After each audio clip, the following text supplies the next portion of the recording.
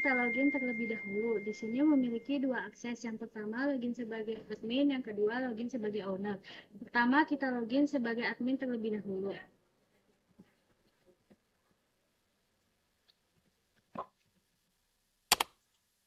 Ketika kita login sebagai admin, maka menunya hanya ada data supplier, data barang, data konsumen, transaksi pembelian, transaksi penjualan.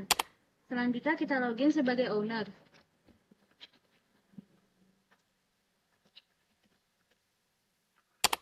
Ketika kita login sebagai owner, menunya ada data karyawan, data admin, data supplier, data barang, data konsumen, transaksi pembelian, dan transaksi penjualan. Berikutnya ada menu data karyawan. Nah, nanti di sini kita klik menu data karyawan. Menu data karyawan ini terdapat dua panel. Nah, nanti panel pertama ini berisi ada detail, terus yang kedua ada daftar karyawan. Di sini saya kasih nama, misalnya Andin, stafnya jabatannya sebagai keuangan, nomor teleponnya sekian, jenis kelaminnya perempuan, alamatnya saya kasih Depok. Terus simpan, oke. Nah, nanti datanya akan muncul di daftar karyawan. Nah, nanti kalau kita mau edit, kita klik dulu tabelnya. Nanti pas udah diklik, kita ubah. Misalnya di sini namanya saya ubah jadi Andin. Jabatannya tetap. Jenis kelaminnya saya ubah jadi laki-laki. Terus edit. Oke. Nah, kalau untuk tombol hapus sama aja caranya kayak menu edit. Kita klik dulu tabelnya. Kita edit misalnya di sini kita hapus, langsung kita hapus. Yes. Oke. Nah, sudah. Nah, selanjutnya kita kembali ke menu utama. Selanjutnya data admin. Data admin terdapat data daftar karyawan, daftar admin, dan detail. Pada saat kita ingin mengisi daftar admin, kita klik dulu contoh Dinia. Kita isi dengan username Dinia dan password kita simpan. Data berhasil tersimpan. Karena di sini itu passwordnya beda, jadi data otomatis tersimpan. Contoh bila kita ingin mengedit, kita klik dulu, lalu kita ganti.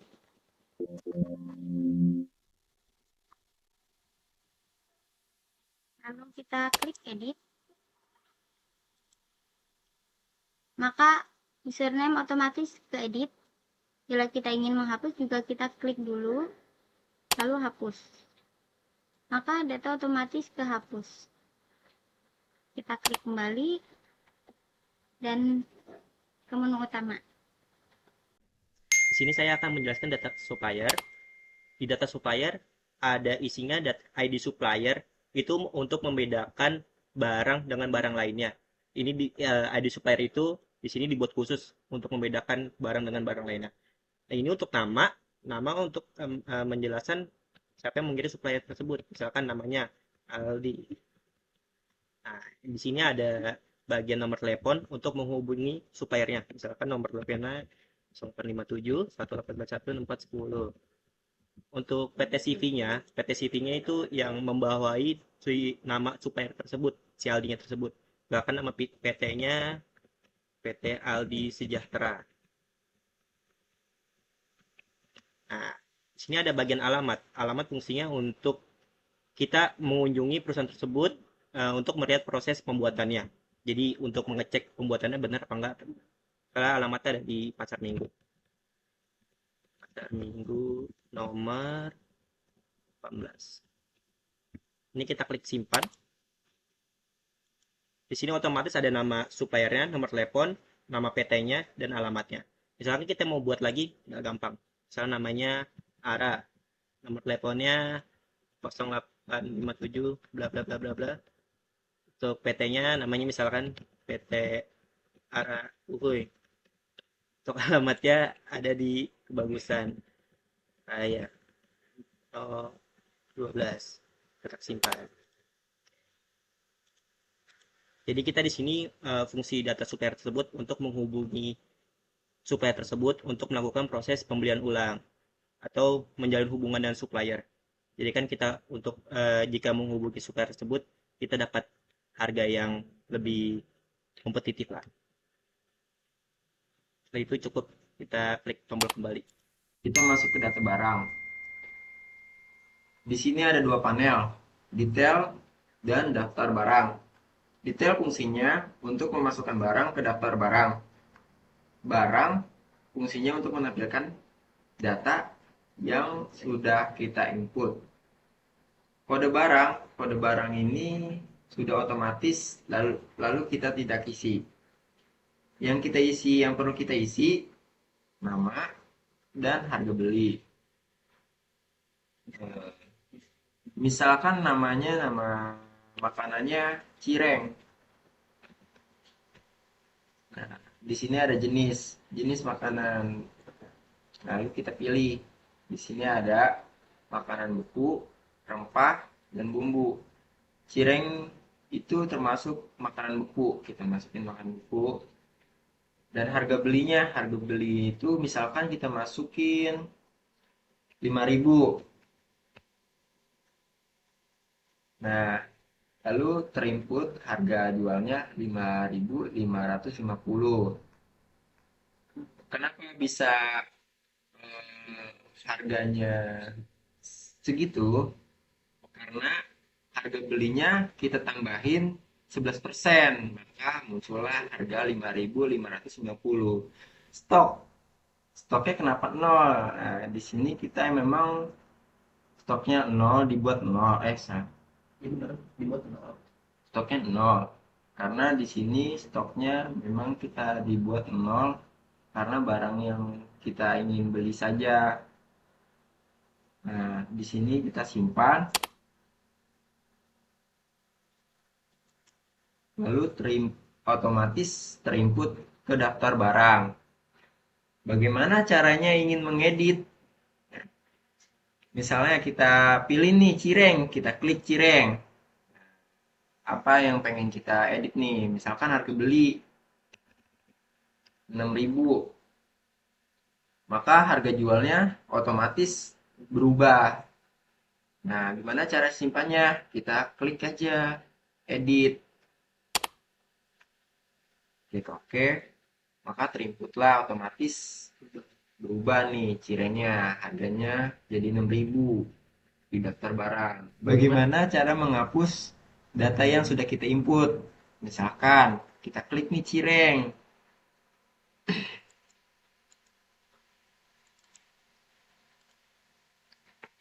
Nah, maka kita klik hapus. Oke, maka terinputlah datanya hilang. Lalu kita kembali. Kita masuk ke data konsumen. Di sini ada dua panel, ada detail dan daftar konsumen. Untuk ID konsumen kita sudah otomatis sesuai dengan daftar konsumen. Di sini kita untuk ID konsumen nama dan nomor telepon menggunakan teks area. Yang harus kita isi itu ada nama dan nomor telepon. Untuk jenis kelamin kita menggunakan combo box, ada pilihan antara laki-laki dan perempuan. Untuk alamat kita menggunakan teks area. Misal nama Hendra. Untuk nomor telepon misal 0857 sekian. Untuk alamat kita input aja misal Jakarta. Untuk menyimpannya kita klik simpan, kita OK, maka akan otomatis terinput ke daftar konsumen. Bagaimana jika kita ingin merubah yang ada di daftar konsumen? Misal, kita ubah lagi. Di sini kita balik lagi ke data tadi. Untuk mengubahnya, kita tinggal tambahkan saja. Misal, jadi nama lengkap. Jenderal, Richard. Untuk menyimpannya, kita jangan pencet simpan lagi. Kita pencetnya edit. Karena untuk merubah data yang sudah ada. Kita ubah, maka data otomatis berubah menjadi Hendra Wicaksono. Bagaimana jika kita ingin menghapus data yang sudah ada di daftar konsumen? Maka kita hanya tinggal mengklik datanya lagi, kita pilih data yang kita mau hapus, kita pencet tombol hapus. Kita pencet yes, maka data akan berhasil terhapus. Bagaimana jika kita misal mau sudah terlalu banyak mengisi data, tapi si pembelinya tidak jadi untuk membeli? Biar kita tidak terlalu lama menghapusnya satu persatu, kita punya tombol clear untuk menghapusnya secara keseluruhan. Seperti ini. Oke, terima kasih, kita kembali. Untuk selanjutnya kita menu pembelian. Di sini terdapat data supplier, data barang, dan data pembelian. Pertama kita ingin menginput data supplier. Klik ini, bakal tertera dengan nama supplier ARA dengan PT Sejahtera. Untuk menginput data barang, kita tinggal mengklik di sini. Contohnya di sini terdapat stok yang kosong yaitu sosis. Kita klik, bakal muncul di sini. Untuk menambahkan jumlah barang kita tambahkan di sini. Misalkan 10. 10 dengan harga normal yaitu 8.000. Jikalau kita memesan lebih dari 30 dapat potongan harga 15%. Dan jika kita membeli dengan barang 50 terdapat diskon 20%. Jika bertambah jadi 70 dapat diskon 25%. Untuk selesai memesan barang kita tinggal klik tambah. Nah, muncul di sini kita masuk ke tempat penyimpanan sementara ini. Di sini terdapat total barang yang kita beli yaitu 140. 140 dengan total biaya 1.120. Jika kita membayar dengan harga 1 juta, terdapat kekurangan 120.000. Di sini terdapat uang kurang dan di sini tidak dapat menekan tombol simpan. Tapi jika kita menambahkan memberi uang sebesar 2 juta, terdapat kembalian 880.000 dan tombol simpan ini bisa kita pencet. Untuk data di sini terdapat masih 0 ya. Dan ini penyimpanan sementara dan kita klik di sini, data berhasil disimpan. Otomatis sosis yang tadi itu bertambah stoknya menjadi 140.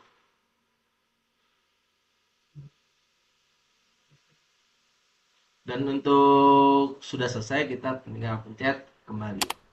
Oke, selanjutnya kita ke menu penjualan, transaksi penjualan. Di sini sama seperti pada menu pembelian, ada data konsumen, data barang, sama detail pembelian. Nah, fungsi dari menu ini adalah kita gunakan pada saat customer akan membeli barang dari kita. Caranya, kita klik dulu tabel ID konsumen, maka otomatis datanya ketarik. Ada C0001 dengan nama Ucok, dengan nomor telepon sekian ya. Lalu misalkan Pak Ucok ini mau beli bumbu, saus sambal. Nah, kita klik, nanti datanya keluar. Kalau misalkan Pak Ucok pengen beli 5, itu tidak bisa ya. Nggak bisa di-input 5 karena stoknya hanya 4. Jadi otomatis sistem akan menolak jika stok yang jumlah barang yang di-input melebihi dari stok. Kalau misalkan masih sama atau di bawahnya itu bisa. Misalkan kita sini input 4, lalu kita klik tambah. Otomatis data akan masuk ke tabel pembelian ini ya. Nah, selanjutnya jika Bapak Ucok mau tambah lagi, misalkan mau beli sosis. Di sini ada ketentuan untuk pembelian jika beli dengan kuantiti 50 atau lebih, maka akan dapat diskon sebesar 15% dari harga normal. Kalau belinya 70 atau lebih, dapat diskonnya 20. Kalau belinya 100 atau lebih, dapat diskonnya 25% dan itu sudah maksimal. Misalkan kita input di sini 100 100 buah ya untuk sosisnya, kita klik tambah. Sama seperti sebelumnya, otomatis terinput di menu tabel pembelian. Nah, di sini ada kolom total barang, sama seperti menu pembelian, jumlah dari semua barang yang dibeli ada 104, dan untuk total biaya sendiri merupakan total biaya dari kedua barang tersebut. Di sini untuk kolom bayar, misalkan kita inputnya 900.000, sama seperti menu pembelian ya. Kalau misalkan kurang itu ada notif uang kurang dan tombol simpan tidak bisa diklik. Kalau misalkan kita inputnya 1 juta, tombol simpannya bisa diklik dan ada detail kembalian yang akan kita dapat Pak Ucok dapatkan ya. Jadi kita klik simpan. Nah, sebelum saya klik simpan diperhatikan untuk stoknya ya. Ini stoknya masih 140 dan di sini 4. Kalau saya klik simpan, maka otomatis stoknya terpotong ya. Yang tadinya 140 jadi 40, yang tadinya stoknya 4 sekarang jadi 0. Nah, untuk tombol hapus ini misalkan kita mau hapus data konsumen sama barangnya, tinggal klik hapus saja. Otomatis datanya nanti bersih. Terima kasih. Oke, selanjutnya kita ke menu report. Di sini ada menu report. Fungsinya untuk menampilkan history baik itu barang, supplier, konsumen, pembelian atau penjualan yang telah kita lakukan atau telah kita input ke dalam database. Contohnya seperti ini, report barang. Ini untuk semua barang yang sudah kita input ke dalam database barang. Ada kode barang, nama, jenis barang, harga beli, harga jual, dan juga stok. Lalu ada report untuk supplier, sama kelengkapannya ada ID, nama supplier, nomor telepon, nama PT, sama alamatnya. Untuk konsumen, lebih sama, ada ID, nama, nomor telepon, kelamin, alamat. Untuk pembelian, dia ada ID unitnya sendiri yaitu PNB 001 dan ada tanggal pembeliannya. Lalu ID supplier ini untuk memberikan identitas kita waktu itu belinya dengan supplier siapa. Lalu ada jumlah barang, total dari keseluruhan barang yang kita beli dan total harga. Lalu ada menu penjualan. Kurang lebih sama seperti menu pembelian, ada ID unitnya sendiri untuk penjualan yaitu PNJ 0001. Ini ada tanggal pembeliannya, lalu ada ID customer siapa yang membeli pada tanggal tersebut. Ini jumlah barangnya, lalu ini total harga yang dibayarkan.